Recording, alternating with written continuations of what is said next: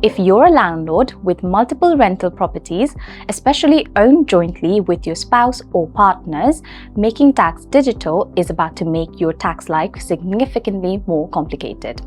Right now, you file one self-assessment return a year. Under MTD, you could be submitting quarterly updates to HMRC plus a year-end declaration. One return becomes multiple submissions. Let me break down what's changing and what you need to do. What is changing? From April 2026, landlords will need to submit quarterly updates to HMRC summarizing rental income and expenses due by the 7th of August, November, February and May each year. After the final quarter, you'll submit a final declaration by 31st of January, replacing the traditional self-assessment return. If you have more than one income source, say property and self-employment, you'll need separate quarterly updates for each. That can add up fast, and importantly, these updates are based on gross income, total rent received before mortgage interest and expenses, not profit. Who is affected? MTD is being rolled out in phases. April 2026, gross qualifying income over 50,000. April 2027, over 30,000. April 2028, over 20,000.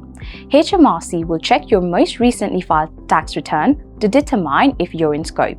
So, your 2024-25 return, which was due January 2026, decides whether you start in April 2026. If you jointly own properties, only your share of the gross rent count towards the threshold. Why multiple properties make it harder under MTD? Quarterly updates are submitted per income source, not per property, but you still need accurate digital records for each property behind the scenes. Where it gets tricky is joint ownership. If you own some properties solely, some with your spouse at 50-50 and others at different splits, every pound of income and every expense must be allocated to the right person at the right percentage every quarter. Get this wrong and you could overpay tax or face penalties for underreporting. Ownership splits must be accurate. If you own 25% of a property, you report 25% of the income and expenses. Simple in theory, but if your software defaults to 100%, you'll massively over-report your income to HMRC. Setting up ownership percentages correctly from day one is not optional, it's essential. Under MTD, your records must be digital and your software must connect directly to HMRC. A standalone spreadsheet won't meet the requirements.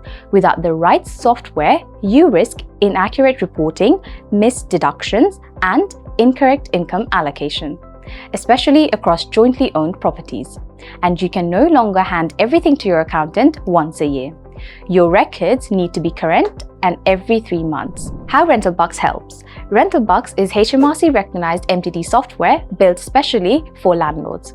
It lets you track income per property, allocate income and expenses by ownership percentage, and submit quarterly updates directly to HMRC.